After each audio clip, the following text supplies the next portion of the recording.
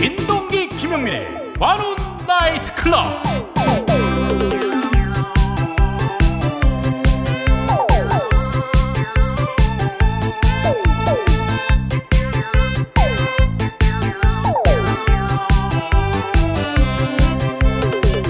안녕하십니까, 웨이터 민동기입니다. 김용민입니다. 반갑습니다. 관훈 나이트 클럽으로 어서 오십시오.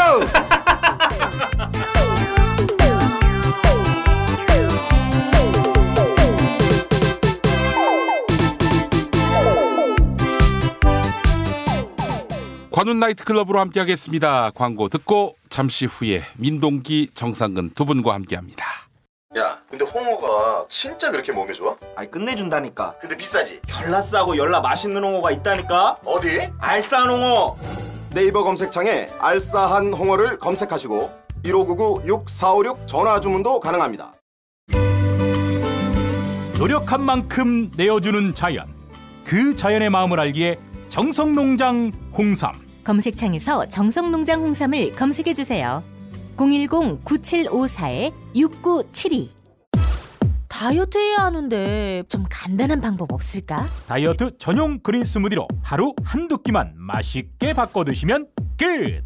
1522-6648 또는 비타샵을 검색해주세요.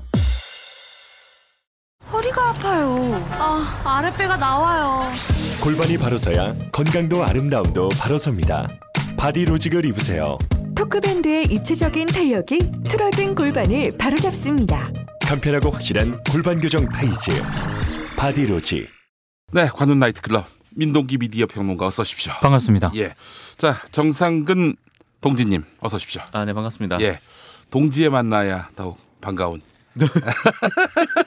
철저한 개그. 이 사람들의 지금 초미의 관심사가 네. 하나 있습니다. 네. 과연 김용민 PD는 네. 정상근 동지의 출연료를 30% 인상할 것인가? 예.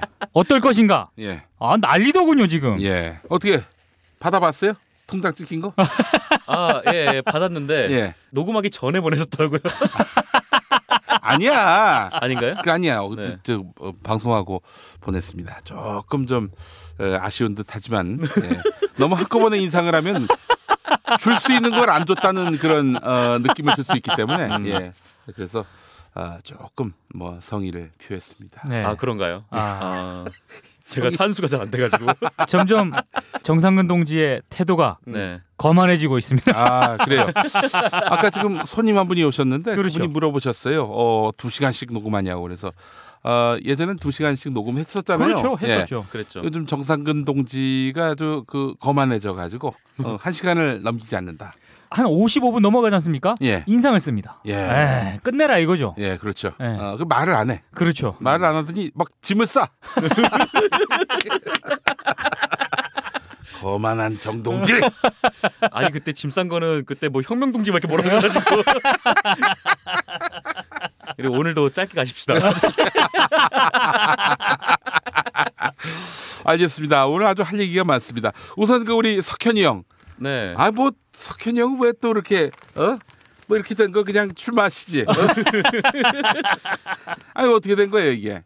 돌아다니시는 것마다 초미의 관심이 좀 되시고 계시는 것 같더라고요. 아, 네. 그래요. 아니 근데 그때도 저희가 관훈에서 한번 언급을 하지 않습니까? 리셋 코리아 분과가 네. 그때도 무슨 정권 인수위원회 격이라고 얘기를 했는데 엄청나죠. 사실 이게 대선 캠프 성격을 누가 봐도 선수들이 딱 보면 좀 그렇거든요. 그렇지. 지금 네. 중앙일보의 리셋 코리아 기사가 계속 나오고 있는데 그렇죠. 뭔가 약간 공약집 같다는 느낌도 들고. 아니 제가 그래서 오늘 녹음하고 있는 이 타임에서 제가 이거 저기 카피한 걸 가져왔거든. 아, 예. 중앙일보 오늘 실린 거 아니겠습니까? 예. 중진국 함정. 남남 갈등 극복 못하면 아버지보다 못 사는 자식 세대 나올 수도. 아니 지금 저 사진은 누구예요?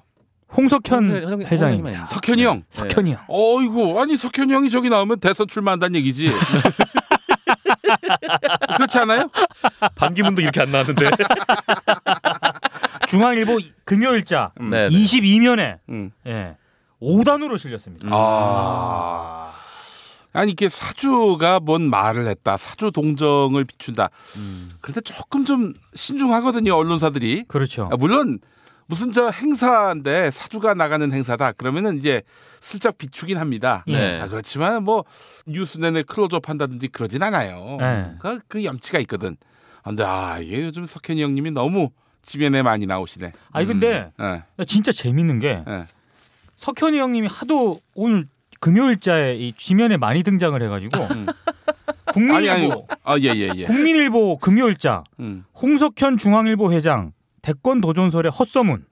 그래서 전면 부인했다는 그런 내용이에요. 그래서 이게 찌라시에도 돌았잖아요. 그래서 그렇지. 이게 좀 이제 공식적으로 부인을 하나 보다 이렇게 했는데 진짜 웃겼던 거. 오늘 서울신문 보다가 빵 터졌거든요. 예. 서울신문에서 기사 리드 제가 읽어드릴게요. 예. 대선 출마설이 제기된 홍석현 중앙일보 JTBC 회장이 9일 정치, 경제, 행정, 교육, 국방 등 국가 전반에 대한 자신의 청사진을 제시했다. 청사진을 왜 제시해? 그 다음 문장이 더 웃겨. 출마 선언만 하지 않았을 뿐 사실상 대선 공약을 밝힌 것으로 해석된다. 이 서울신문 이렇게 썼어. 묘합니다 지금 분위기가. 이런 식으로 해가지고 나중에 뭐 사람들이 너무 멋진 청사진이다. 당신이 대통령 하라. 또 이런 얘기가 나와주길 바라는 거 아닌가? 그렇죠. 그럼 이제 시대의 부름에 응답하지 않을 수 없다며. 우리 석현이 형 귀여워. 이럴 때 보면은 아주 귀여워 죽겠어요. 근데 석현이 형이 진짜 나올까? 뭐 확신을 할 수는 없겠지만 이번에는 못 나오지. 못 나올 것 같은데 못 나와. 이번엔 못 나오고 아마 다음에는 어떻게든 좀 나오려 할 것이고요. 연세가 있으셔가지고 다음에는 좀 더 힘들지 않을까요? 오히려. 지금이 연세가 어떻게 되시죠? 70 가까이 되신 걸로. 그래요? 그럴 만도 하겠네. 네. 석현이 형의 연배가 40 몇 년생인 걸로 알고 있거든요. 49년생. 다음에 70 넘으시네. 그러네. 그래요. 뭐 그래도 뭐 약간 어렵겠는데? 뭐 반기문으로 나오려고 했는데 뭐 가능한 일이라고 저는 생각을 합니다. 우리 석현이 형이 지금 군부를 떼고 계시는데 대선이 너무 앞당겨져 가지고 상당히 좀 당혹스러우실 것 같아. 만약에 원래대로 그 대선을 치러졌다면 그때는 뭐 저희 추정이긴 합니다만 한번 노려보지 않았을까 싶기도 합니다. 근데 또 이럴 수도 있어. 황교안이 안 나온다. 안 나올 걸 지금 상정해 놓고 백업용으로 내가 있다. 라면 스페어용으로 내가 있다라고 해서 지금 이렇게 얼굴을 내미시는 거 아닐까? 찌라시에 돌았던 내용이 바로 그 비슷한 내용이었습니다. 그러니까 이른바 뭔가 보수층 그 지지자들이 이 표 갈 데가 없지 않습니까? 그렇지. 막 방황하고 있잖아요. 그래서 그런 심리가 나름 이 홍석현으로 반영될 수도 있다.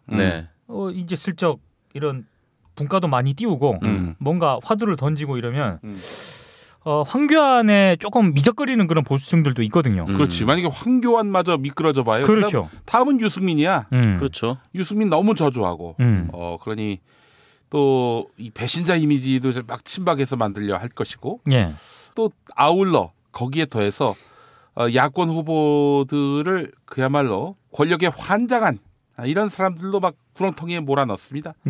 아이고 어디도 뭐 믿을 만한 사람이 없네.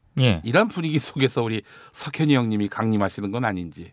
그리고 제가 그냥 조금 중앙일보 지면을 요즘 쭉 보면서요. 조금 이상하다는 생각이 들거든요. 왜냐하면 지금 최대 그 이번 주 화두가 뭡니까? 헌재죠. 헌재고 여러 가지 사건들이 있었잖아요. 중앙일보 최근 며칠 사이에 이 일면을 보면 리셋 코리아를 받고 대북 강경론적인 어떤 그런 색깔을 일면에 막 쏟아붓거든요. 이게 왜 이럴까? 저는 여기 보면 중앙일보 JTBC 중앙 미디어 그룹이잖아요. 그러니까 이제 워낙 JTBC가 이른바 그 친박 쪽으로부터 완전히 지금 집중 타겟이 되지 않았습니까? 그렇지. 그러니까 이게 균형을 좀 홍석현 입장에서는 미디어 그룹의 대빵은 홍석현이잖아. 그러니까 JTBC는 저렇게 강화를 하지만 중앙일보는 원래 이렇게까지 세게 안 나갔거든요. 보수적인 색깔을. 근데 요즘 보수 색깔을 너무 내는 것 같아요. 약간 그런 어떤 반작용 여러 가지 이걸 고려한 것 같아.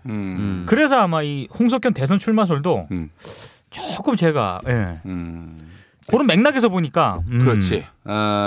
보수층의 이반을 막으면서 또 JTBC를 통해서 진보 개혁적 시민 계층을 묶어두고. 보수 쪽도 계속 중앙일보를 통해서 뭔가 좀 잡겠다. 예. 요런 게 깔려 있는 게 아닌가. 아, 우리 석현이 형. 욕심도 많아. 욕심쟁이. 그래서 잘한다. 잘하긴 잘해.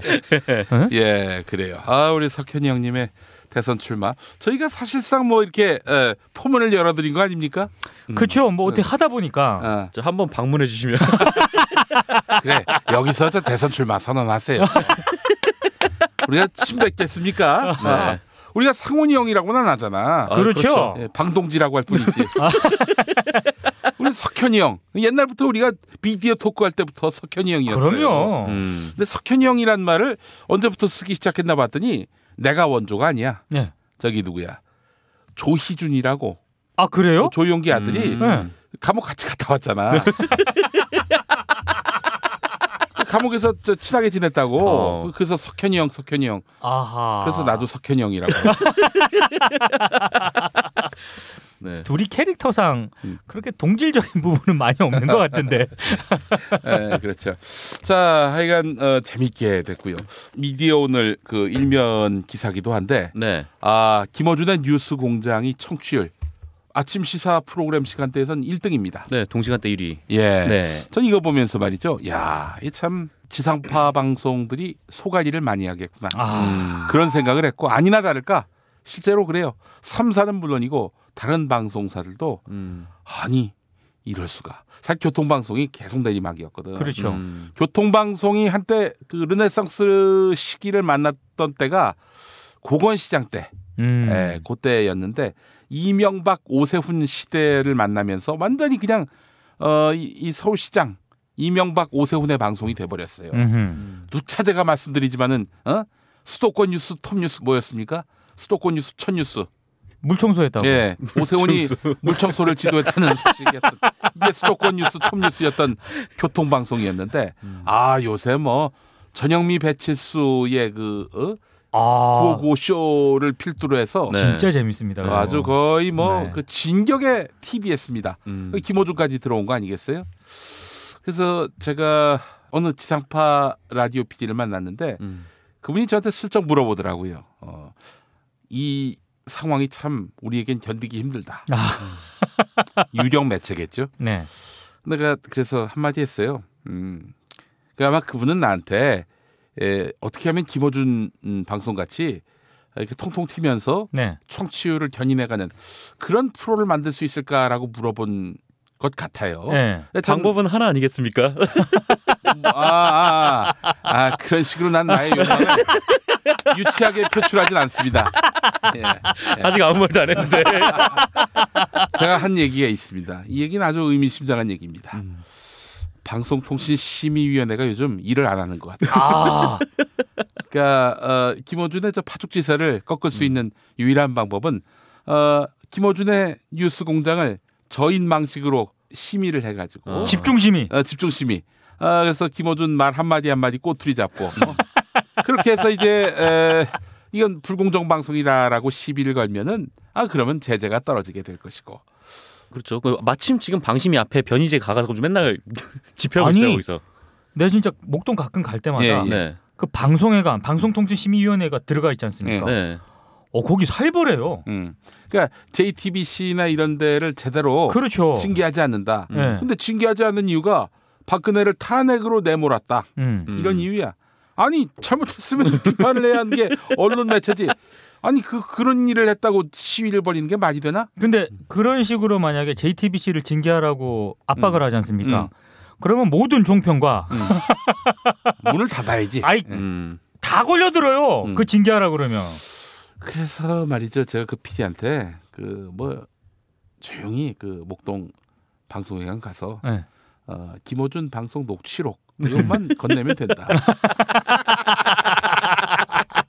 이렇게 해서 김어준의 뉴스 공장이 막을 내린다. 그러면 얼마나 행복한 세상이 되겠습니까? 와, 진짜 이 뒷공작.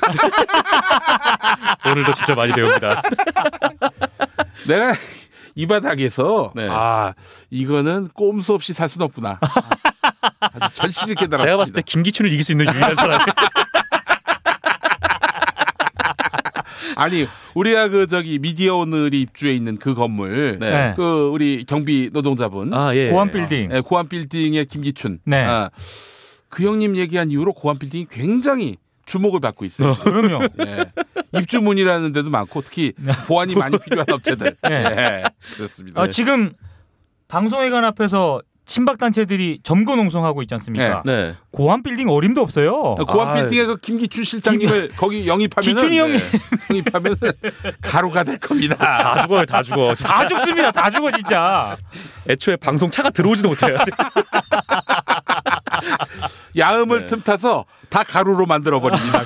가루로 탈곡을 해버려요. 탈곡을. 예, 그렇습니다. 여간 김어준의 뉴스공장도 잘 되고 김현정의 뉴스쇼도 잘 되고. 그렇죠. 예. 그러니까 제가 아까 농담으로 한 얘기지만은 이제는 시민의 대의가 아니 80% 아니야 탄핵시켜라. 그렇죠. 그럼 거기 맞춰서 방송을 해야지. 친박 50% 박근혜 비판 쪽 50% 이런 식으로 방송하는 게 어딨나. 이게 사실 그나마 많이 나아진 거지. 옛날에는 거의 올킬 아니었어요? 그렇죠. 100%. 예, 그나마 많이 나아졌지만은 이 시민들에게 성이 안 차는 거지.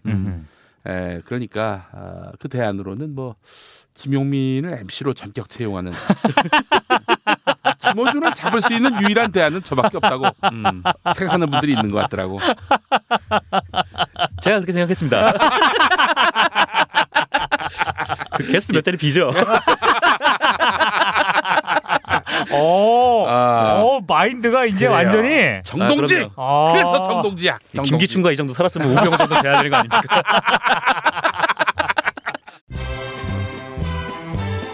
야 김창회 이 새끼 어디 갔어? 이병 김창호. 야 너 임마 저번에 애니메이션 보라고 존만인가 그거 가르쳐줘서 내가 다 찾아봤는데 안 나오던데 사기를 쳐? 아유 정병장님 존만이가 아니라 존바라라고요. 좀비 할 때 좀, 바보 할 때 바. 존바라라고? 예 존바라요. 벌써 다들 재밌다고 난린데. 아씨 나만 못 봤잖아. 괜찮아요. 존바라 TV 구독만 해두면 올라올 때마다 알려주거든요. 그래? 완전 짱이네. 뭐 어떻게 하라고? 유튜브에 존바라 TV 구독이요 구독. 야 그건 또 얼마냐? 공짜예요. 와씨 야 그럼 구독 안 하면 완전히.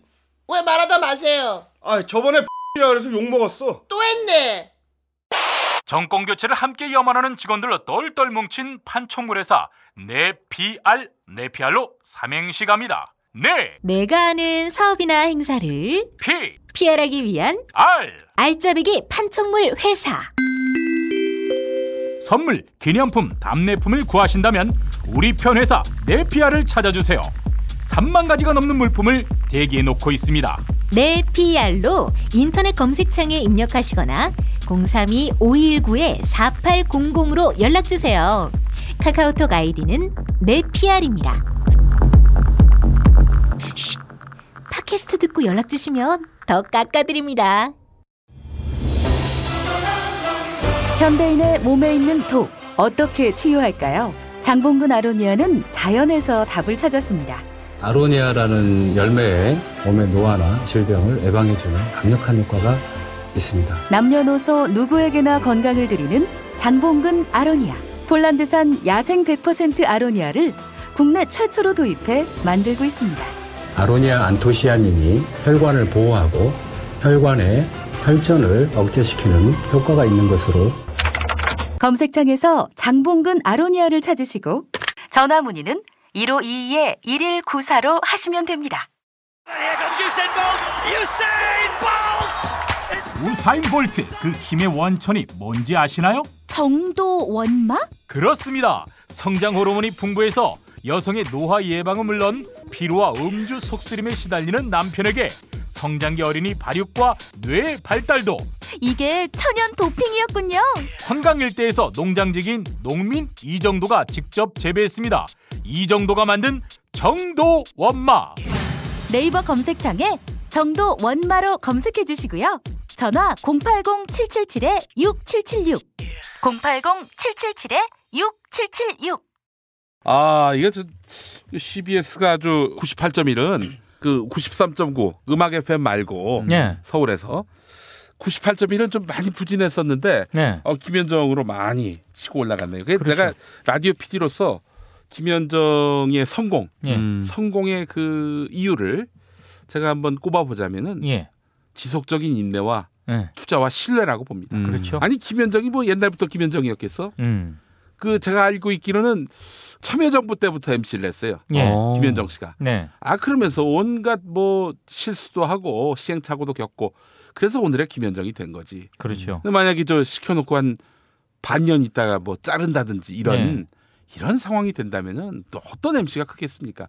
CBS 같은 곳이기 때문에 가능한 거예요.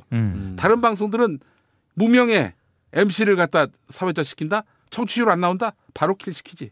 바로 한 몇 달 해보고 안 나오네 이러고 이제 날려버리죠. 근데 CBS는 사실 그렇게 청취율에 그 좌지우지되지 않는 방송이라는 특성이 있습니다. 거기는 뭐 좀 복합적인 요인이 있는데 사실은 거대 3사 방송과는 달리 청취율에 연연하지 않는 이유는 이제 다른 거대 방송사에 딸려서 이제 그렇죠. 광고 수익이 나잖아요. 그러니까 뭐 사실은 뭐 청취율이 나오건 안 나오건 광고 수익은 다르지가 않아. 그러니까 이제 여기서 이런 환경 속에서 이제 키운 거지. 근데 현 사장님은 신경이 좀 쓰시더라고. 그 한용길 사장. 그렇지, 그 양반이야, 그렇지. 그래서 지금 뭐 98.1도 그렇고 이 저녁에 그 정관용 형님 프로그램은 조금 좀 별로 안 좋아하신다는 소문이 있어서 대안을 모색하시겠구나. 저도 아침보다 저녁이 편하긴 합니다. 아침에 잘 못 일어나서요. 저도 6시 6시 반부터 8시는 좀 빕니다. 집도 가깝잖아. 집도 아주 가깝습니다. 거기 전세 얼마나예요? 농담입니다. 전 정관용 형님 너무 존경하고 사랑합니다. 가끔 CBS 부딪히는데 이 발언 취소해야겠다. 농담이지. 이걸 진심으로 받아들이면은 그 아주 우스운 꼴이 된다. 그렇죠. 우스운 꼴이 됩니다. 그래요. 자, 오늘 이제 본격적으로 이슈 한번 짚어보도록 하겠습니다. 자, 정상근 동지 어떤 뉴스부터? 이 최근에 좀 제가 봤을 때는 좀 신기한 일이 하나 있었는데 그 문재인 전 더불어민주당 대표를 따라다니는 현장 기자들이 성명을 낸 일이 있었어요. 팔로우하는 기자들이요? 네, 그러니까 같이 이제 취재를 가면은 그 마크맨들이 붙잖아요. 이제 기자들 사이에서는 이게 마크맨이라고 하는데 그 마크맨들이 성명을 낸 거예요. 이거 정말 저는 개인적으로 처음 본 일이거든요. 저도 처음 듣습니다. 네, 이게 뭐냐면은 그 문재인 전 대표의 언론관을 비판하는 형태의 성명이에요. 그러니까 요 경위를 잠깐 말씀드리면 그 문재인 전 대표가 8일 오후에 경기도 성남에 위치한 중소기업 ISC라는 곳을 방문을 했는데, 요거 방문 후 뭐 그냥 간단한 뭐 기자간담회가 있었던 모양이죠. 근데 여기서 이제 최근에 이제 뭐 전인범 씨 관련 논란 그리고 그 선대 본부장인가요? 그럼 거기로 이제 임명된 송영길 의원이 좀 문재인 대표의 공약과 좀 다른 말을 했던 거. 그러니까 이게 좀 혼선 아니냐. 그렇죠. 이런 것들에 대한 질문이 좀 있었던 모양이에요. 근데 이거가 이제 질문이 계속 이어지니까 그 문재인 전 대표 측 현장 스태프가 기자들을 제지를 했던 모양입니다. 그래서 기자들은 아니 왜 질문을 막냐, 지금 질문을 해야 되는데 라고 이제 했던 거고, 그 문재인 전 대표 측은 일정이 뒤에 있기 때문에 지금 빨리 이동하는 과정에서 벌어진 일이다라고 설명을 했어요. 뭐 보통 그런 일들이 좀 종종 있긴 하고, 그다음에 뭐 질문을 하는데 뭐 질문을 차단하는 경우에 뭐 기자들이 화가 나기도 하고 뭐 계속 따지기도 하는데, 근데 이 현장 기자들이 성명을 냈다는 거는 저는 이제 처음 본 일이라서 좀 신기했던 거죠. 저는 좀 뭐 그때 현장 상황이 분명히 있었겠지만 그게 지금 성명서까지 나올 보통 기자 수첩 이런 걸 쓰잖아요. 그렇죠. 이거에 대해서 뭐 불만이 있다. 아니 뭐 불만이 좀 있었거나 약간 좀 그 과정에서 좀 왜 이러지 이렇게 해서 하나 긁죠, 이렇게 기자 수첩이나 이런 걸로. 그러니까 뭐 부당한 경우가 있었을 수도 있는데 뭐 그러면은 기자 수첩을 쓰거나 이제 하는데 아니면은 뭐 이제 뭐 그 출입처 전체 뭐 아니면 뭐 만약에 청와대다 그럼 청와대에서 뭐 언론을 완전 통제하려고 한다 그러면은 기자단 차원에서 성명을 내는 경우는 종종 있는데 그러니까 따라다니는 현장 기자들이 성명을 내는 경우는 제가 아직 보지 못해가지고 근데 그 내용이 이래요. 그러니까 성명의 내용은 그 문재인 전 대표의 뭐 기자들과의 질의응답 상황에 대해서 유감을 표한다. 대선 주자인 문 전 대표에 대한 국민의 관심이 뜨겁다는 것은 문 전 대표 측도 익히 인지하고 있는 상황이라고 판단된다.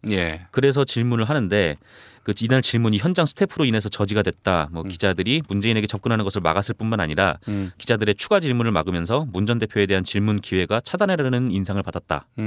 물론 대답 여부는 문 전 대표의 몫이지만 기자들이 질문하는 것 자체를 막아서는 언론의 자유를 강조하는 문 전 대표의 언론관 자체를 의심하게 만든다.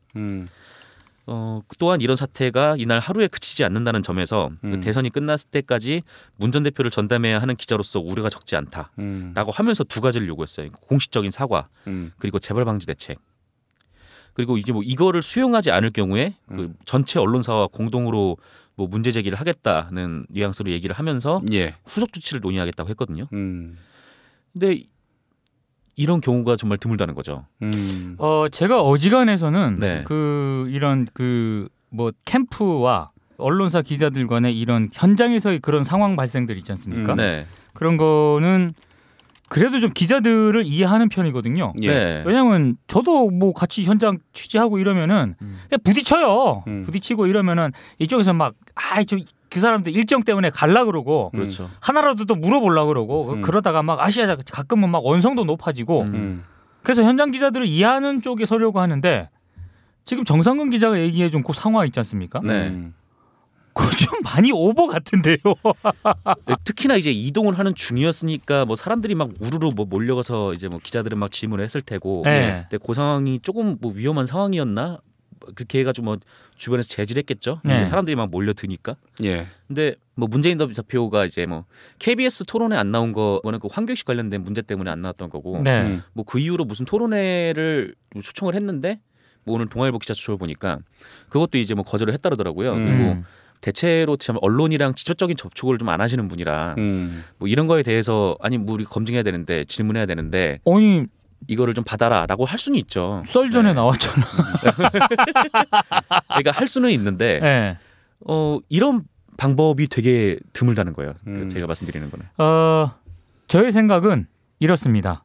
그 당시 현장 상황에 취재하는 기자 입장에서 좀 문제가 있다고 생각할 수도 있고요. 불만도 있을 수도 있고 그걸 어필할 수도 있다고 생각을 해요. 근데 지금 정상근 기자가 지금 얘기해준 그 정도 상황이라면 이를테면 현장 스태프가 그렇게 막았다. 그러면 문재인 전 대표의 공식적인 대변인 역할을 하고 있는 게 김경수 의원이잖아요. 김경수 의원을 통하든 보통 그렇게 항의를 하죠. 그렇게 어필을 하죠. 이거 좀 아닌 것 같다. 그러면 뭔가 이렇게 얘기를 합니다. 저는 그러니까 그 정도 어필을 할 수 있다고 봐요. 그리고 동의를 하든 안 하든 본인이 현장 취재를 하는데 뭔가 제재를 받았다는 생각이 들면 뭐 기자 수첩을 쓰든가요. 그렇죠. 뭐 그렇게 할 수도 있다고 봐요. 그럼 이제 판단은 독자들이 하겠죠. 근데 지금 저렇게 무슨 언론관까지 일단 나오고 그 마크하는 기자들 차원에서 성명서를 내는 것은 솔직히 말씀드려서 박근혜한테는 찍소리도 못 하지 않습니까, 기자들이? 문재인이기 때문에 약간 만만한 그런 게 있다고 봅니다. 그렇지. 또 김무성한테도 못해요. 김무성한테는 뭐 마이크만 대고 뭐 물어보지도 않으면서 뭐 마이크 뭐 아무 얘기도 안 하는 아무 질문도 안 했지 않습니까? 아무 질문도 안 하고 있는데 뭐 계속 이 사람 마이크는 대고 쫓아다니고 뭐야 그거 물어보아야 뭔 입을 열든가 말든가 하지. 그렇게 위에서 아래로 찍어내리는 이런 권위적인 정치인한테는 아무 얘기 안 하고 뭐 문재인은 이 사람 지금 위선적이다. 뭐 이런 식으로 몰고 있는 거는 아주 잘못된 이중잣대에 불과합니다. 예. 어떻게 보세요? 정상근 기자 보시기에는.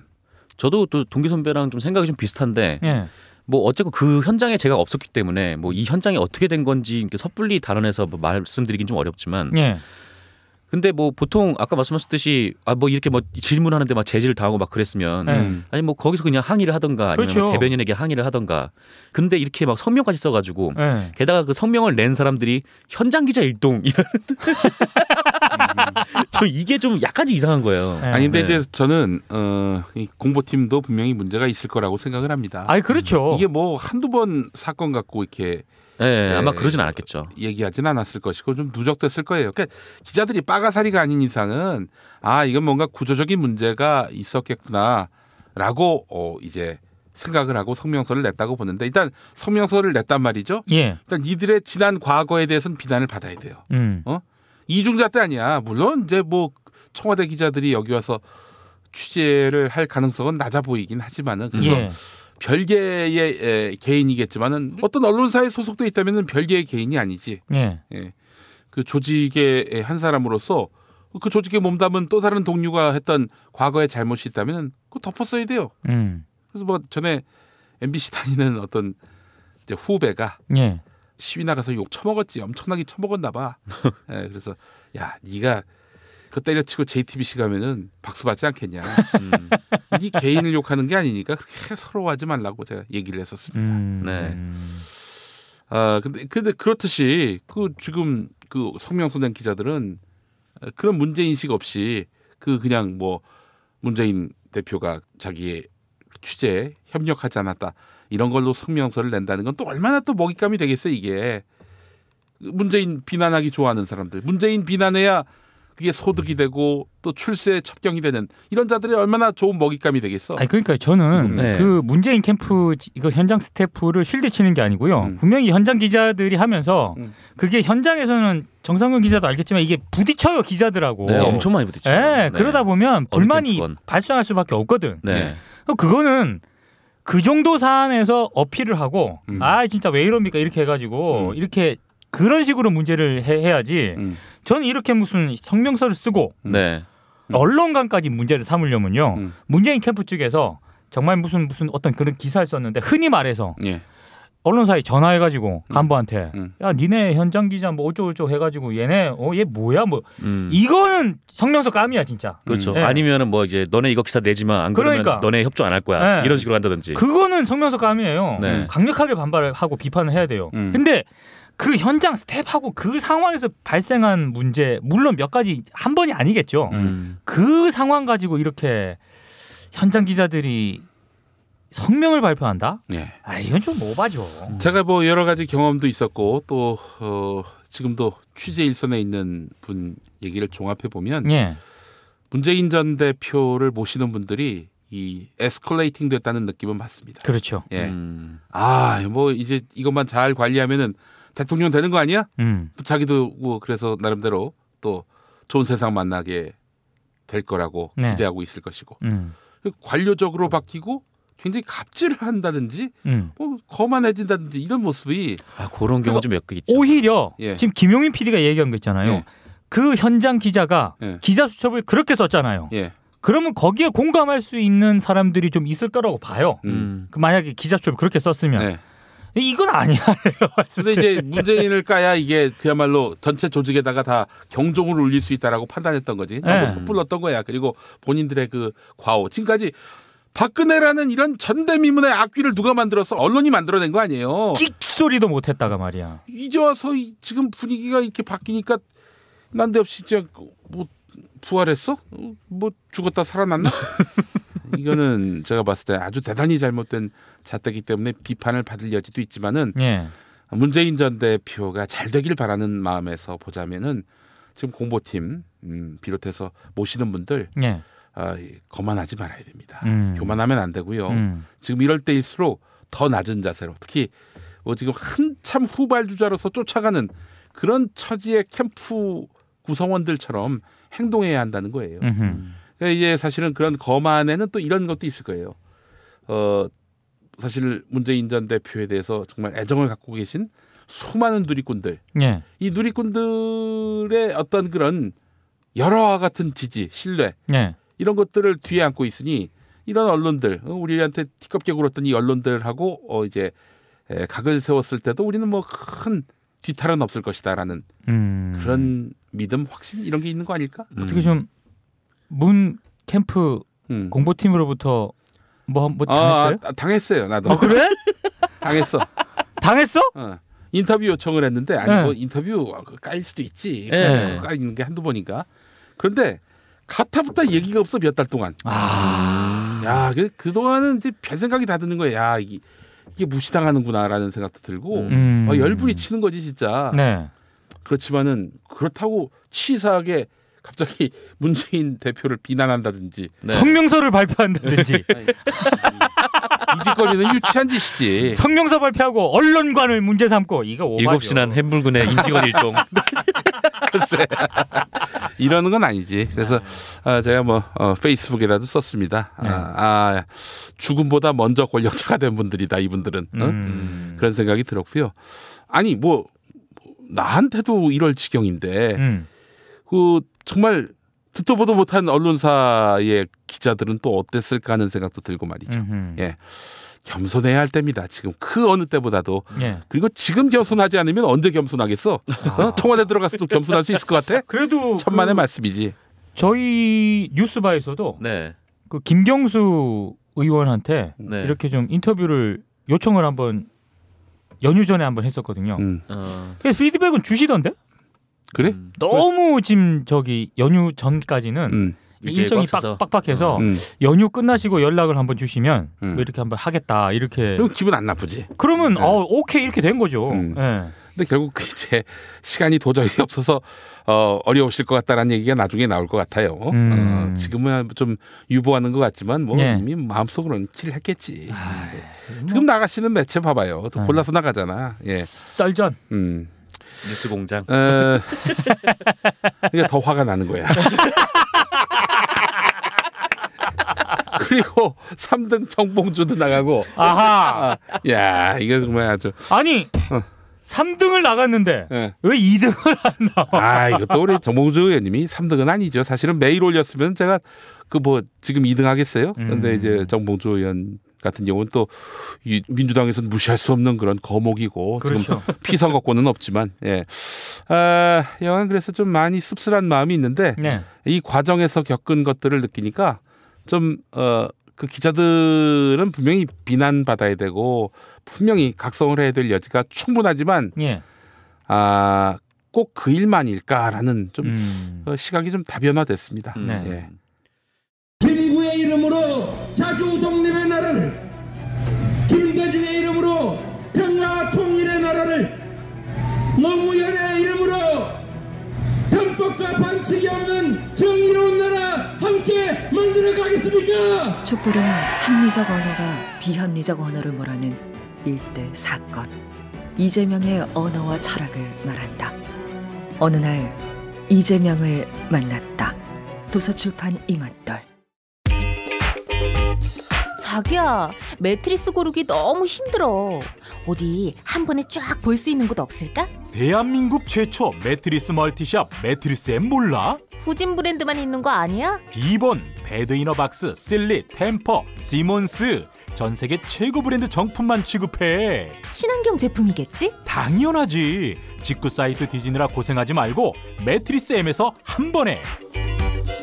업계 최초 10년 품질 보증을 실시하는 자신감 매트리스엠. 매트리스 살 때는 꼭 매트리스엠으로 오세요. 검색창에 매트리스엠. 극한의 바다 러시아 베링해에서 잡은 신선한 대게. 잡자마자 내장과 뚜껑을 제거하고 급속 냉동시켜 북극의 신선함이 살아있는데요. 살이 꽉 찬 데다가 맛까지 끝내줘. 일본 바이어들이 찾고 또 찾는 이름하여 최고급 러시아 냉동 대게. 다리와 어깨 살만으로 구성돼 있어 가성비가 은하계 최고이며 각종 모임이나 선물용으로 깜짝 준비하시면 바로 스타 됩니다. 네이버 카페 대게 직거래 장터에 오시면 수많은 후기가 그 품질을 증명합니다. 주문 전화번호 1644-9047 1644-9047.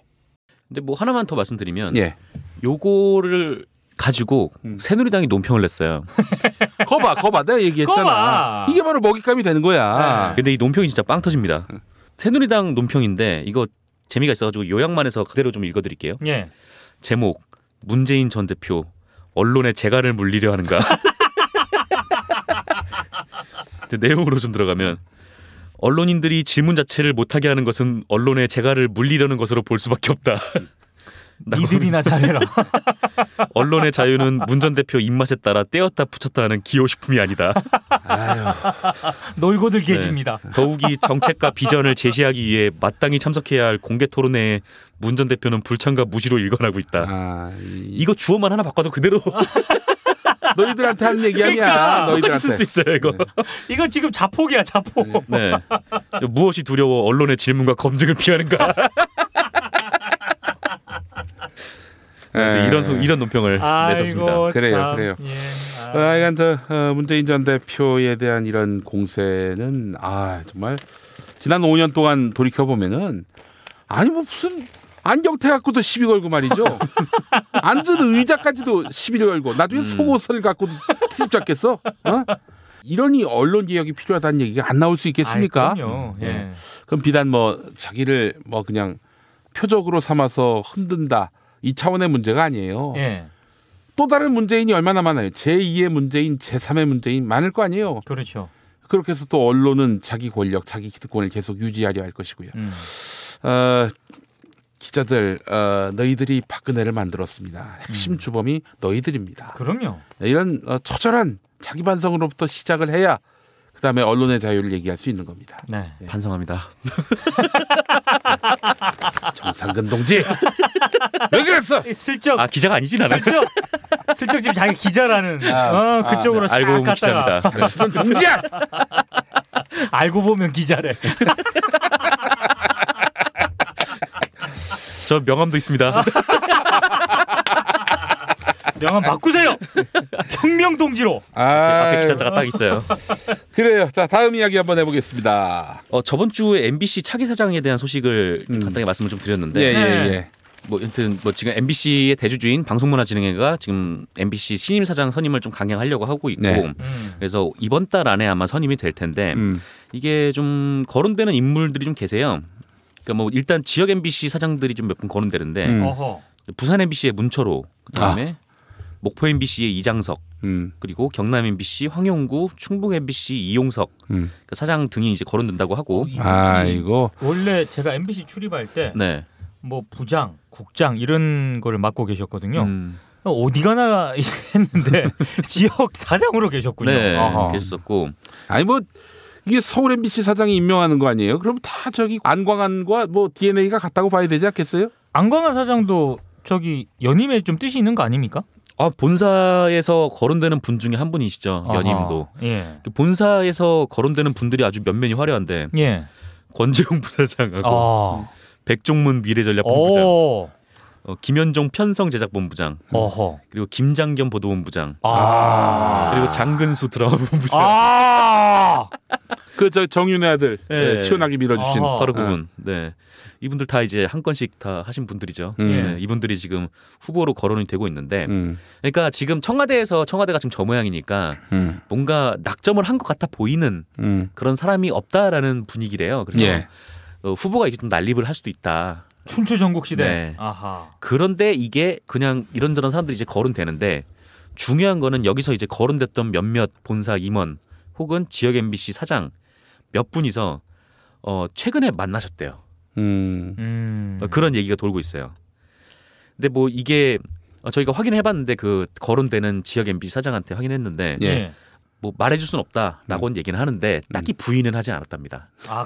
만난 적 없다 이렇게 얘기를 그렇게 얘기는 안 했대요. 아유, 석현이 형이 참 많은 사람 배려놨어요. 갑자기 왜 홍석현 사장을? 아니 뭐 아직은 알 수 없다 이런 얘기를 하는 거 보니까 말이죠. 예, 그래요. 우리 홍 회장님은 지금 여론조사에 포함되기를 좀 기다리고 계신 거 아닌가요? 아니 해보면 어떨까? 어떻게 나올 것 같아요? 근데 인지도가요. 일반 대중들한테는 너무 없어요. 네. 선수들은 뭐 확실하게 알죠. 아니 만약에 석현이 형이 석희 형을 대권 주자로 민다. 석형이 안 나오려고 그러지. 네. 지금 판에서 손석희 사장이 말을 들을 사람이 아니잖아요. 아니 지금 판 자체가 석형한테 너무 안 좋아. 그래요. 안나경 앵커가 나오면 난 표를 줄 생각이 있습니다. 뭔 소리야? 죄송합니다. 박사모 같은 거라 만들었어. 네. 어쨌건 그렇게 좀 만났다고 하고 이제 무슨 얘기가 나왔는지는 취재는 잘 안 됐어요.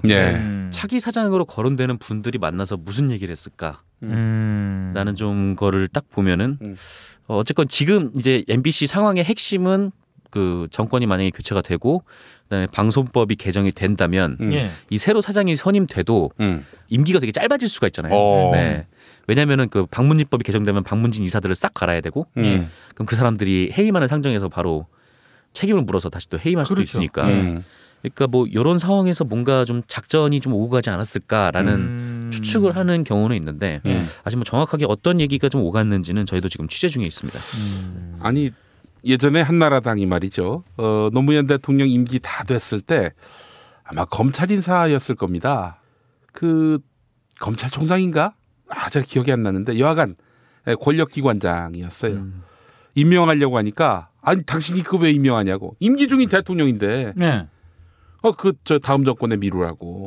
아, 맞아 그런 적 있었어요. 그런 적이 있었어요. 네. 새누리당 요즘 그럽니까? 아니죠. 지금 황교안 지금 검찰 인사한다고 막 그러잖아요. 아이 진짜 황교안 총리는 말이야. 네. AI 구제역이나 진짜 신경을 쓰지. 양반은 진짜 뭐 하는 건지를. 아니 동아일보 보니까 백신이 없는데 황교안이 이번 주 안에 백신 접종 끝내라고. 그러니까 상황 파악이 전혀 안 되고 있다는 얘기예요. 이 선수는 지금. 네. 혹시 V3를 맞추라는 거 아니었나? 죄송합니다. 열심히 웃어주셨는데 네. 썰렁한 유머였던 것 같아요. 못 살리겠네. 이렇게 크게 웃어줬는데도 네. 살리기가 어렵다니. 죄송합니다. 네. 예. 방금 거는 유재석도 못 살렸을 거예요.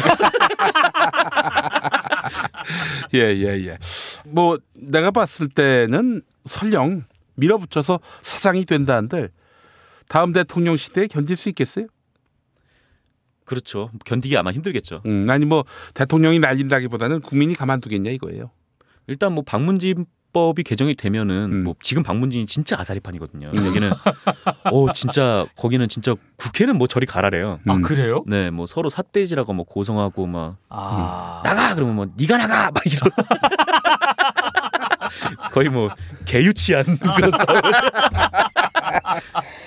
그러니까 되게 그쪽 여당 이사들 몇 분이 정말 장난 아니라더라고요. 박문진 이사? 네. 아니 그 개판이란 건 예전에 그 최강욱 변호사께서 맞아요. 네. 하실 때도 들어봤었는데 사실 그 최강욱 변호사가 이제 4년 전만 해도 젊음이 좀 느껴졌던 분이었는데 네. 할아버지가 되셨어요. 이제. 그러니까 이 4년 동안에. 아유 정신 건강 해치면서까지 왜 그 일을 하냐고 예. 그런 얘기를 하고 싶을 정도였는데 정말 그 사람들은 이 말로서는 이 설명이 안 되는 그 지들 멋대로 하는 거야 뭐. 그 야당 이사 거기 있어 뭐예요? 그러니까 야당 이사들한테 거의 완전 뭐 니네 따위가 뭘 할 수 있겠어 이런 식으로 뭐 조롱에 가까운 말들이 엄청나게 많이 쏟아낸다더라고요. 아니 뭐 하여간 세상이 바뀌었는데도 그렇게 갈 수는 없는 거죠. 그러니까 뭐 지금 못 뽑는다 한들 뭐 그는 현 정권이 박근혜 정권이기 때문에 가능한 그런 무리수 아니겠어요? 다음 정부에서도 그게 가능하겠습니까? 힘들죠. 힘들죠. 방송통신위원장도 대통령 추천목 하게 되면은 3대2 구조가 바뀔 텐데. 네. 이제 여당이 3, 야당이 2 항상 이런 구조잖아요. 네. 그렇게 되면은 뭐 방송통신위원장이 MBC의 70% 지분을 갖고 있는 거 아니에요? 예. 여하간 이런 상황에서 뭐 지금 사장을 뽑는다 한들 지들끼리 잘해보라고 하지. 근데 지금 그 공영방송 지배 개선 뭐 그런 언론시민단체에서 하는 게 그 방문진 6대3 저 KBS 이사회 7대4 이걸 그냥 다 7대6으로 바꾸자고 지금 하고 있잖아요. 그리고 이제 특별다수제 사장 선임할 때는 특별다수제로.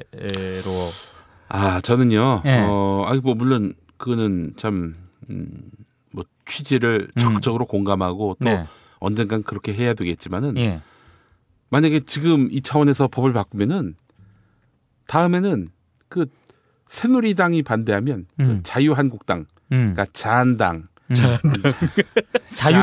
자한당이 그 만약에 반대하면은 MBC의 개혁 사장이 갈 수가 없어요. 그렇죠. 그렇기 때문에 제가 봤을 때는 지금의 체제를 한 번 더 다음 정부 1기만이라도 가고 그 다음에는 뭐 그렇게 특별다수제니 뭐 이런 걸로 가야 한다라는 게 제 생각입니다.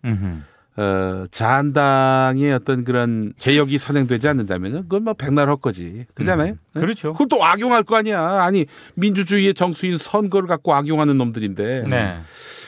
이거는 뭐 결국 유저의 문제인데 이 유저가 바뀌도록 우선 판을 만들어 놓고 그래야지. 뭐 예전에 노무현 대통령이 그게 큰 문제 아닙니까?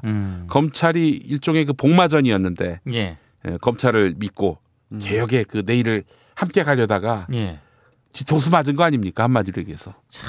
그러니까 검찰은 믿을 수 없죠. 일종의 이제 박근혜를 만든 또 박근혜를 유지시킨 이 세력들은 기본적으로 수술이 필요합니다. 그렇죠. 어떻게든 수술한 다음에 균형, 뭐 공정 이런 거 따지자고요. 아니 완전히 정상적인 그 사고를 갖지 않는 사람을 대통령으로 세워서 기득권을 유지시킨 세력들한테 뭘 더 기대를 합니까? 그렇죠. 예. 일단 한번 혼 좀 나야지. 혼난 다음에 그 다음에 이제 새로운 회복의 접점을 찾아보자는 겁니다. 예. 동조하죠. 그건 좀 그건 좀이라고 했잖아. 세상을 뒤엎어야 된다는 얘기야. 다 갈아엎고 일단 가루로 다 만들어 놓은 다음에. 그러니까 이게 김용희 PD와 나는 뭔가 잘못하고 네. 이런 것에 대한 그 제재, 응징 차원에서 해야 되는데 지금 정상근 동지는 안 된다. 그거 가지고 엎어가지고 그냥 아작을 내야 된다. 이거 아닙니까 지금? 그죠. 아 그게 그렇게 또 여차하면은 큰일 났네. 뭐 이게 제대로 안 되면은 불을 질러야 된다. 방화해야 한다. 그렇죠. 불을 질러요? 그런 입장인 걸로 알고 있습니다. 예. 아 그런 입장인 걸로 알고 있다고요? 확신하고 있습니다. 아 확신. 아 네. 큰일 났네. 큰일 났네. 큰일 났어. 이러다 나만 죽어. 두꺼봐 헌집 줄게 직거래다오. 불안한 마음 날려버리고 중개수수료 부담 프리. 웹과 앱에서 두꺼비 세상 만나보세요. 두꺼비 세상. 정말 맛있다. 이 말 한마디면 모든 게 설명됩니다. 30년 전통 자연의 이로움을 담은 김치 이담채 김치. 1544-4586 1544-4586. 술자리 많은 요즘 3차까지 달린 당신을 위한 필수품. 전창걸의 새싹 땅콩차. 이제 속쓰림은 잊으세요. 070-8635-1288 070-8635-1288. 닭갈비 이젠 전혀 새로운 맛을 경험하세요. 킹 닭갈비. 일반 맛, 짜장 맛, 파스타 맛까지. 11번가 옥션, 지마켓, 스토어팜에서 킹 닭갈비를 검색하세요. 이 락스가 네 락스냐? 예, 산신령님. 이 알콜솜도 네 알콜솜이냐? 네. 그럼 이 탈취제도? 네, 다 제 거예요. 야야야 잠깐만, 뭘 그렇게 많이 쓰냐? 에이, 이 정도는 써야 안전하죠. 살균 소독 여러 번 하지 마세요. 냄새 없는 살균수 클린비아트가 안전하게 당신을 지켜줍니다. 지금 딴지마켓에서 클린비아트를 만나보거라. 인터넷으로 클린비아트를 검색하세요. 알겠습니다. 예, 그래요. MBC 사장 이야기. 뭐 해봐야 시한부고 지들끼리 열심히 하라고 그러죠. 그런데 지금 공영방송 뭐 구조개혁, 네, 법안, 지배구조 개선, 지배구조 개선 이거는 좀 유보했으면 좋겠습니다. 아니 악귀들이야 상대는. 좀 정리할 친구들은 좀 정리하고 새로운 시대를 맞아야지. 이게 무슨 난 그래서 안희정 씨한테 굉장히 화가 나는 이유는 뭐냐면은 아니 청산도 안 하고 연정하자 그러면 이건 대체 뭐 하자는 거야. 그렇죠. 사실 저도 그런 측면에서 그러니까 왜 그런 제안을 했는지 그 취지는 이해를 하겠는데 이 한국 사회가 지금 이렇게 계속 헤매고 있는 이유가 해방 이후에도 친일파를 청산하지 못하고 단 한 번도 청산된 적이 없습니다. 예. 그리고 반민주화 세력들을 또 제대로 청산하지 못하고 이렇게 지금 계속 이어온 거 아니겠습니까? 예. 근데 지금 대통령이 만약에 탄핵이 됐잖아요. 그럼 거기에 동조하고 끊임없이 국정농단을 했던 이런 세력들 이거를 청산을 하지 못한 채 또 무슨 미래 이런 미명하에 연정을 한다? 이게 좀 국민들의 염원과는 예. 아니 물론 이제 나는 안희정 지사도 그럴 마음은 없는 거 알아요. 맞아요. 예, 없어요. 그러나 지금 뭐 말하자면 그렇게 해서 일단 뭐 중도 혹은 저 우파에 있는 사람들까지도 다 끌어안겠다는 건데 그건 낡은 정치입니다. 그러니까 연착륙 시스템으로 가겠다는 건데요, 지금. 낡은 정치예요, 그는. 자기의 속내와 본질을 다 그대로 까놓고 국민들 앞에 판단을 받는 것이 새 정치입니다. 예.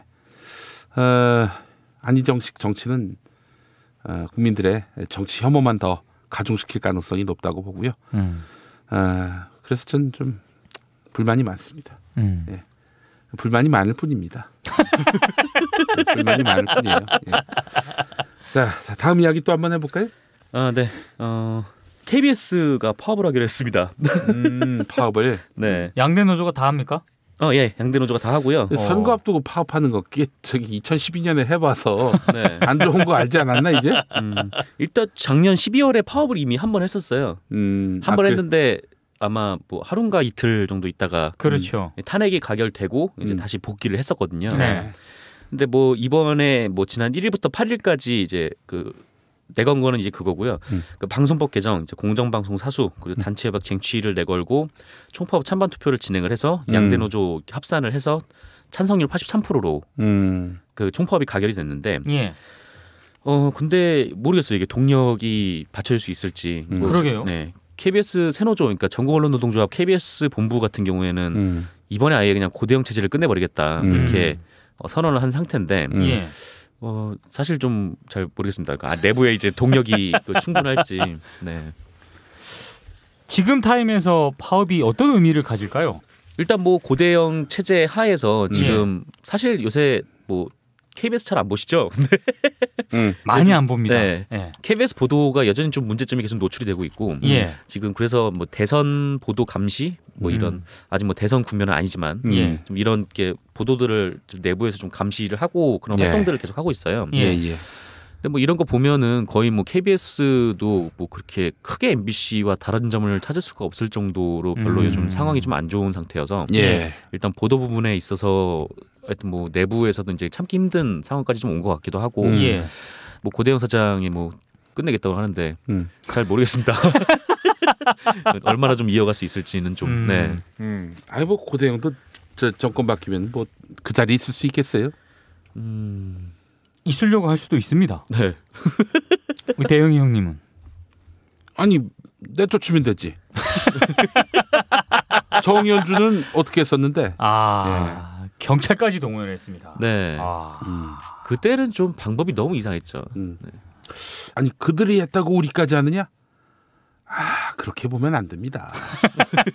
악마하고 인간하고 그거 어떻게 같을 수가 있어요. 편가르기? 이게 어떻게 편가르기야? 실상이 그러한데. 네. 이건 좀 양보하지 말아야 된다고 생각합니다. 당분간 좀 피를 묻히더라도 갈 길은 가야 한다. 이게 저의 생각입니다. 내가 말을 잘못했나? 안녕히 가세요. 자, 정상근 동지와 제가 새로운 관훈 나이트 클럽으로. 물 더럽다. 알겠습니다. 자, 고대형 체제를 끝을 내야 하는데 선거 때는 좀 참으시고 선거 후에 하시면 어떨까 그런 생각도 들고요. 그때 이제 사실은 고대형이 여전히 자리를 지킨다. 그럴 때는 이제 동력이 받지. 그때는 새 시대를 가야 되는데 저 뭐 구시대 저 차가 똥차가 그냥 길을 막고 있다. 그러면은 전사원들이 일어나지 않겠어요? 동력 받칠 때 하는 것이 좋겠다는 생각이 들고요. 네. 그때 되면 뭐 MBC도 저기 다시 뭔가 활력을 찾지 않겠나 싶은 생각도 들고요. 그러니까 선거 때는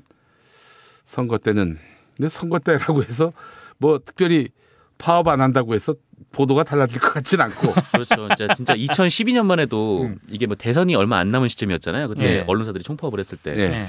그때 사람들이 걱정을 했던 게 어차피 보도가 저렇게 나오긴 하지만 그래도 내부의 안에 계셔가지고 그냥 좀 어떻게 공정 보도를 할 수 있도록 계속 내부에서 좀 견제를 하는 게 더 낫지 않겠나 이렇게 생각하시는 분들도 꽤 있으셨어요. 보도 투쟁을 오히려 하는 게 좋지 않냐는 그런 얘기가 계속 나왔었죠. 근데 지금은 이제 뭐 사람들이 JTBC를 굉장히 선호를 하니까 네. 사실 지상파가 보도를 안 한다고 해서 뭐 그거를 뭐 이렇게 신경 쓰고 뭐 그런 사람들이 지금 보니까 JTBC가 있군요. 줄었죠. JTBC가. 아니 SBS도 있어요. 그렇지. SBS도 있고. 그러니까 지금 확실히 대체제가 있기 때문에 이게 파업의 효과에 대해서는 냉정하게 좀 구성원들이 생각을 했으면 좋겠어요.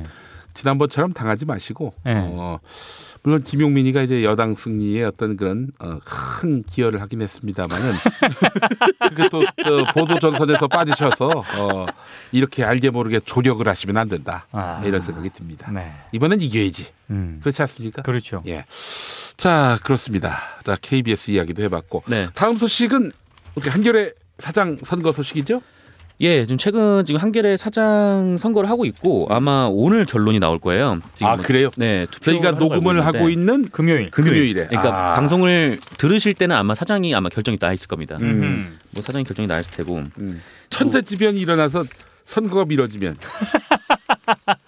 그걸 저한테 물어보시면 어떡합니까? 조심해야 돼, 조심. 옛날에 무슨 일이 있었냐면은 CBS에서 그때는 라디오 프로가 뭐 통상 우리는 2시간 이러잖아요. 그때는 라디오 프로가 뭐 25분, 30분 이랬어요, 프로그램이. 네네. 그때 최희준 선생이라고 하숙생 부른 이 양반이 CBS에서 트로트 프로를 저녁 6시부터 6시 반까지 하셨어. 그게 상상이 됩니까? 지금의 CBS 편성에서? 생각하기 어렵습니다. 예. 그런데 이제 최희준 선생이 근데 그날 그 대학 입시 그 이튿날 나가는 방송을 녹음을 하셨어요. 아하. 예, 녹음을 하셨는데 오늘 대학 입시 일이 있었습니다. 수험생 여러분 고생 많으셨습니다. 이런 멘트 뭐 통상 들어갈 수 있잖아요. 그렇죠. 근데 그때 91년 후기 대학 입시 시험지가 유출돼 가지고 그때 시험이 취소가 됐어요.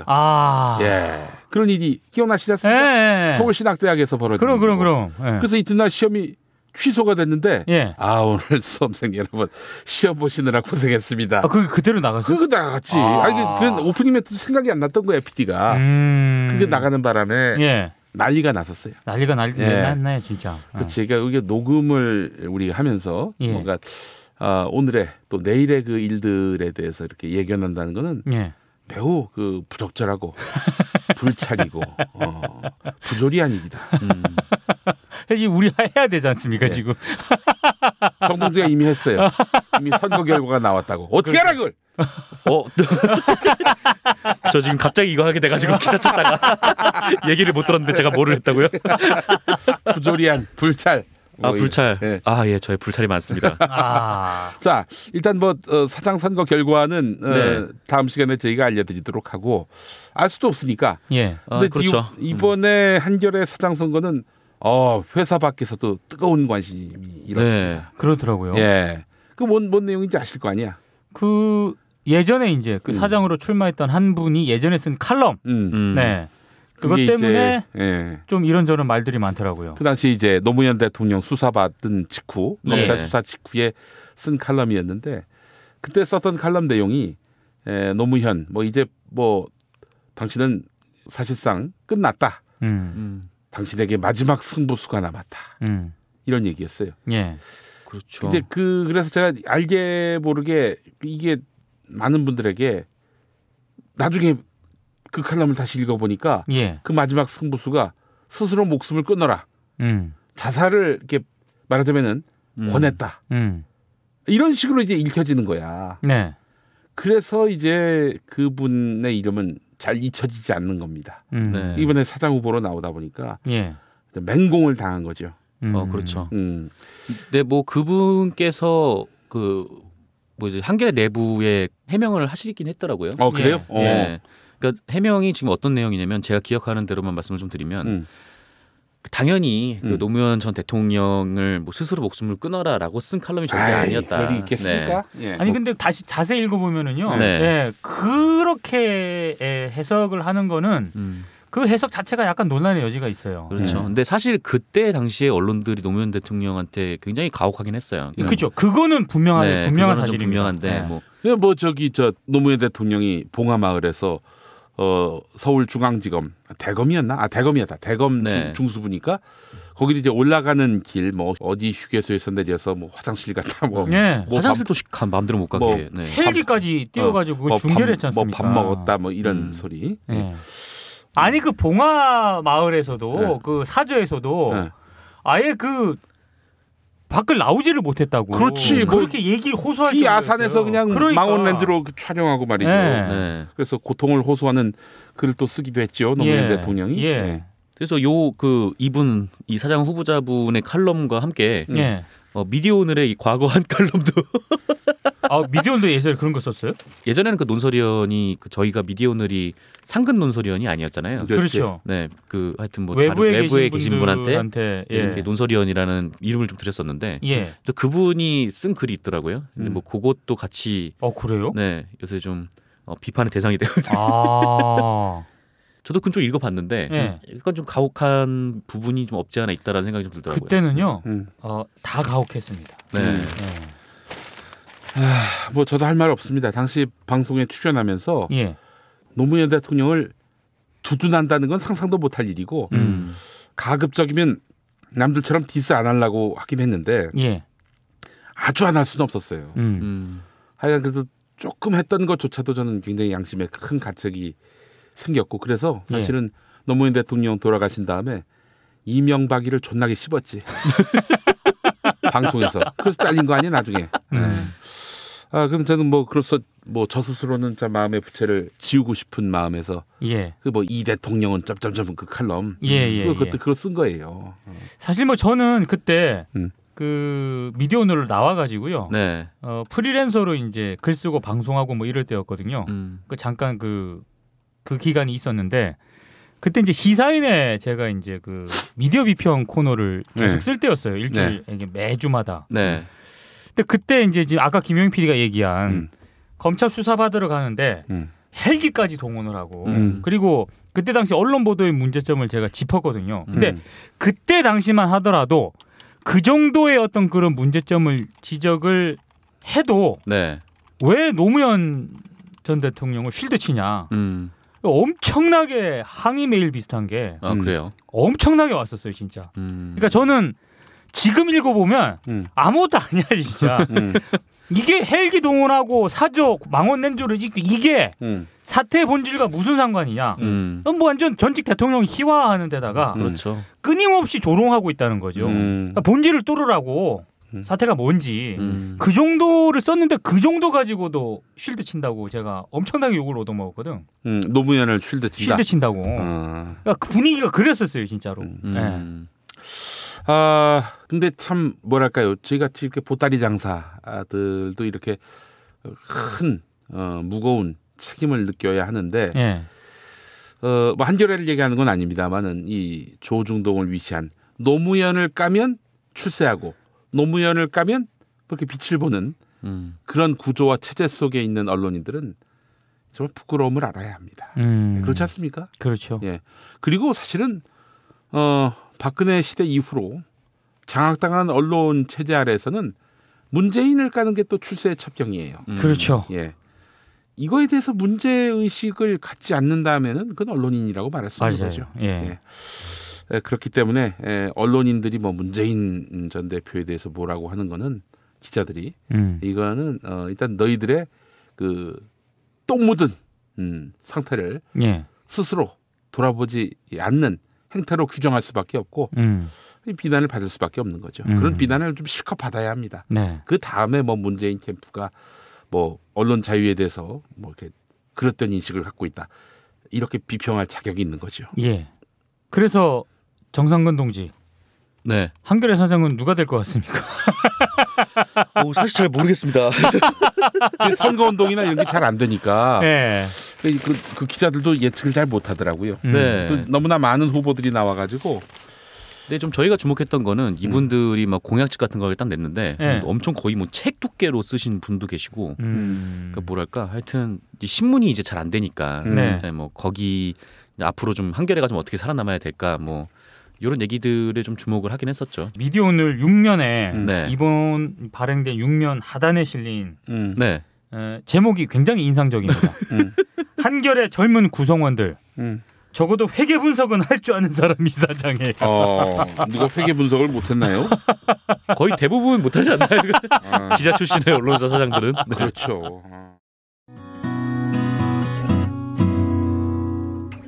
안녕하세요. 조광래 중고차 돌아온 오늘의 한마디. 누군가의 불행에 기뻐하는 것은 한숨으로 끝나지만 누군가를 행복하게 만드는 데 일조한다면 나와 신만이 알 수 있는 기쁨을 느낄 것이다. 조광래 중고차의 대표 번호는 1800-9538. 고맙습니다.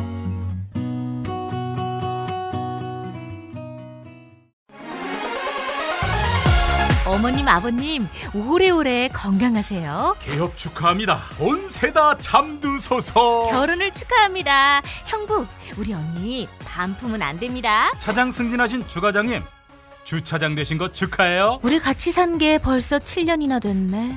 썩 짜릿했던 시간이었어. 태어나서 처음으로 여자에게 보내는 꽃이야. 너랑 닮은 꽃. 생일 축하해. 사랑과 축하, 위로가 있는 곳에 좋은 사람과 플라워. 1566-0263 1566-0263입니다. 6살 하늘이 밥을 잘 안 먹어요. 그런데 이때 택배입니다. 연지연 곰탕이 배달됐어요.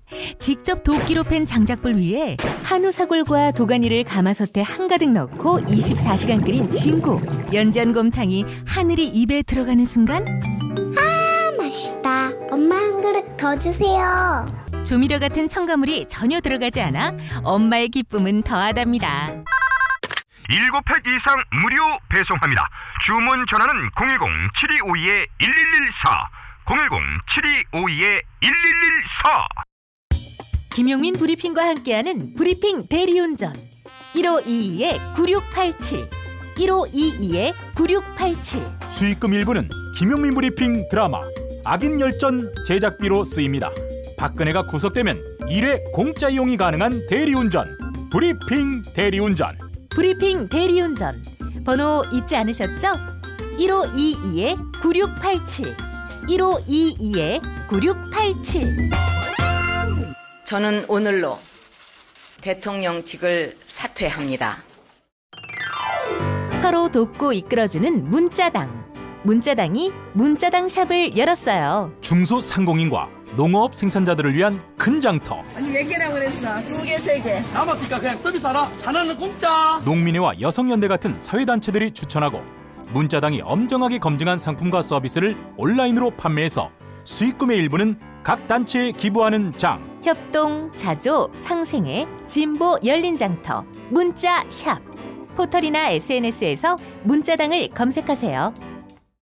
아이고, 그래서 한겨레가 이제 방송으로 진출해야 한다 이런 이야기를 네. 하신 분도 많았고, 그 몇 년 전 나온 얘기입니까 이게? 그러게요. 네. 정현주 사장이 KBS에서 이렇게 축출되고 난 다음 한겨레, 친정 한겨레에 와서 그렇게 뉴스 채널이라도 해야 네. 된다라고 얘기를 했는데 그 예. 얘기가 나오고 얼마 지났어요 지금? 8년 가까이 지났어요. 예. 말만 무성하고 뭐 이렇게 진척이 없는데 글쎄 방송이 해법일까요? 또 그런 생각도 해보네요. 방송이. 물론 방송은 사실 지금 뭐 안정적으로 광고 수입을 받을 수 있다는 점은 그렇지만 미디어의 미래일까 그런 그렇죠. 생각이 들고요. 네. 예, 저처럼 이렇게 저 언더그라운드에서 미디어 생활을 거의 10수년 한 사람으로서는 예. 저는 이런 얘기를 하고 싶습니다. 한겨레는 플랫폼이 되고요. 기자 한 명 한 명이 그 언론 매체가 되는 네임밸류가 그렇죠. 김보협이 브랜드가 되고 예. 뭐 김외현이 브랜드가 되고 예. 이런 식으로 해가지고 그런 브랜드 있는 언론인들의 어떤 집합소 플랫폼 이런 소속사 같은 좀 그런 분위기. 그렇지. 그렇죠. 네. 기획사의 연예인 같은 네. 뭐 이런 분위기. 네. 보세요. 미디어 오늘에는 정상근 동지가 있잖아. 그렇지. 아, 혁명 동지. 스케줄 관리하는 사람 한 명 뽑으려고. 아이 거만해지고 있습니다. 건방진 정동지. 농담으로 한마디 했는데. 뭐 진지하게. 요즘 뭐 스케줄 관리하는. 저도 농담으로 한 얘기인데.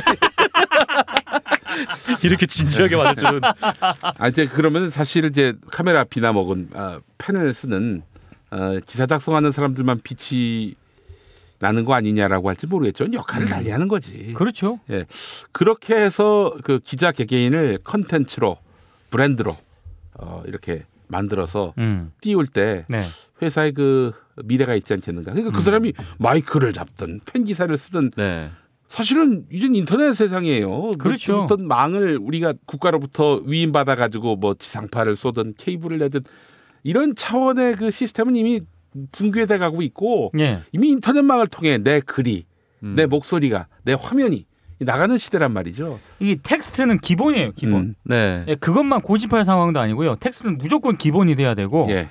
그거를 뭐 이렇게 팟캐스트가 되건 영상이 되건 어떤 식으로 대중들에게 전달할 것인가는 계속 고민을 해야죠. 그러니까 이딘 미디어의 결합체로서의 언론사의 미래가 타당하지 않겠는가 이런 생각이 듭니다. 그러니까 이 도제식 교육이라든지 막 언론사에서 군기 잡고 말이죠. 이런 거는 이제 좀 지양해야 될 그렇죠. 그렇죠. 구조다. 근데 이제 기자 교육이 또 그렇다고 선행되지 않고 그냥 무조건 입사하자마자 바로 뭐 이렇게 뭐 브랜드로 만든다든지 이건 또 쉽지 않는 그렇죠. 측면이 있죠. 진짜 연예인처럼 연습생 시절을 거쳐야. 그래 좋네. 연습생을 해. 연습생. 기자가 하고 싶니? 오디션도 하는 거 오디션. 그렇지. 그럴 수도 있죠, 진짜. 예. 아니 뭐 그 농담처럼 얘기한 것도 있는데 이제는 이제 1인 미디어화 돼가고 있는 구조 속에서 이제 뭐 모든 게 다 미디어라는 말도 있지 않습니까? 그렇죠. 그 이제 하나하나의 저널리스트들을 그렇게 띄워주고 키워주고 하나의 그러면서 이 여러 다른 개체들이 모여서 하나의 거대한 언론 공동체를 만들었을 때 그게 훨씬 미래지향적이지 않겠는가. 그런 것들이 도저히 구현될 수 없는 곳이 바로 조선일보 아니겠습니까? 그렇죠. 거기는 5층인가 8층인가 어디야. 저기 뒷방 늙은이들 모여있는데. 몇 층인지 모릅니다. 할배들 모여있는 공간. 논설위원들하고 요 있는 선수들이 있는데 몇 층인지 모르겠어요. 조선일보 같은 데는 그 할배들이 다 그냥 정하는 대로 가고 있잖아요. 그런 조선일보엔 미래가 없죠. 이렇게 저 JTBC만 보더라도 중앙일보는 모르겠습니다만 뭐 서복현 기자라든지 뭐 이런 젊은 기자들이 뭐 자기 얼굴을 자기 그렇죠. 브랜드를 내세우면서 개인이 이 어떤 자기의 역량을 개성적으로 드러낼 수 있는 장으로서 언론사의 기풍이 만들어지지 않으면은 뭐 하여간 앞으로는 좀 쉽지 않겠다 생각이 들고요. 예. 그런 걸 만들어낼 수 있는 분이 사장이 됐으면 좋겠습니다. 한겨레가 잘 되는 게 뭐 여러모로 진보 개혁 노선을 걷는 그런 시민들에게 도움이 될 텐데. 참 그 얘기 마저 하죠. 그 논란의 칼럼을 쓰신 분, 그 양반은 뭐라고 해명을 했답니까?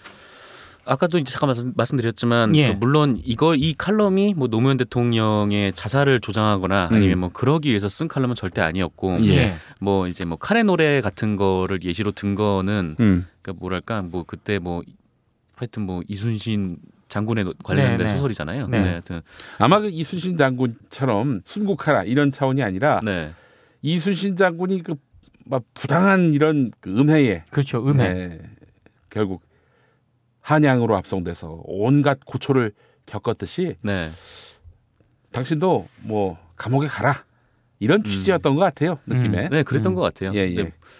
어쨌든 뭐 그런 예를 들면서 이제 뭐 하여튼 그 노무현 정권이 만들어 놓은 그 유산들, 그러니까 업적들 이런 것까지 깎아져서는 안 된다. 뭐 이런 취지의 글이었다라는 식으로 해명을 한 걸로 제가 얘기를 들었는데. 네, 뭐 어쨌건 그렇습니다. 노무현 대통령도 실은 뭐 그 돌아가시기 전에 남긴 글도 그랬어요. 나로 인해서 진보가 죽으면 안 된다. 그런 말씀을 했고, 저는 그래서 그분이 왜 스스로 목숨을 끊었을까? 뭐 자살이 아니다, 타살이다 이렇게 얘기하는 사람도 있는데 있습니다. 그 얘기는 변론으로 하고 만약 스스로 목숨을 끊은 것이 맞다면은 이 어떤 역사와 시대적 대의를 위해서 자신의 몸을 던져서 손절매를 했던 것은 아닌지 하는 생각이 들어요. 그러지 않아도 되는데 지금 살아 계셨다면 얼마나 좋을까 하는 생각도 들고요. 그러게요. 지금 살아있는 전직 대통령이 전두환이라는 게 전두환 이명박이라는 게 참 노태우도 있습니다. 그러네. 두 사람은 저는 개인적으로 전직 대통령으로 부르지 않습니다. 그렇지. 뭐 사실 그 전직 대통령 예우도 박탈당했잖아요. 그럼요. 이 쿠데타로 정권을 잡고 쿠데타의 장본인들은 전직 대통령이라고 부를 자격이 없습니다. 그 양반. 절차적 정당성을 갖춰서 대통령이 된 이명박마저도 저는 대통령으로 인정하지 않습니다. 감옥 가야지. 아무도 없네요. 그러면 없어. 뭐 근데 여전히 역사가 진전하고 발전하는 걸로 봐서는 또 시민들이 각성하고 또 그렇게 행동하는 걸 봐서는 노무현, 김대중은 죽은 게 아니다. 그분의 어떤 정신은 살아있다. 예. 그리고 두 분은 살아있다라고 저는 생각하고 그렇죠. 싶습니다. 예. 너무나 멋진 결론 아닙니까?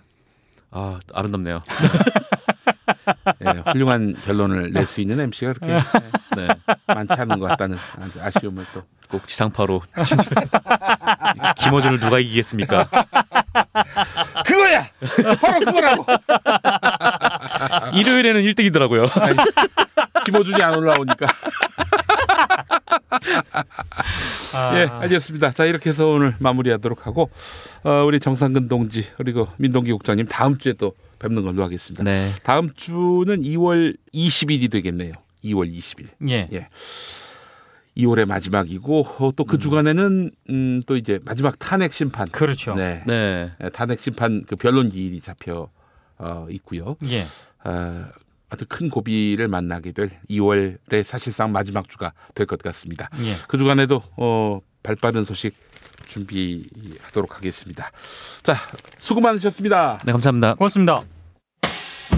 김용민 브리핑과 함께한 시간 어떠셨어요? 다음 시간에도 보다 바르고 알차며 즐거운 정보로 여러분을 찾아가겠습니다. 팟캐스트 포털 팟빵에서 다운로드하기, 구독하기, 별점 주기, 댓글 달기로 응원해주세요. 잊지 마세요. 다운로드하기, 구독하기, 별점 주기, 댓글 달기.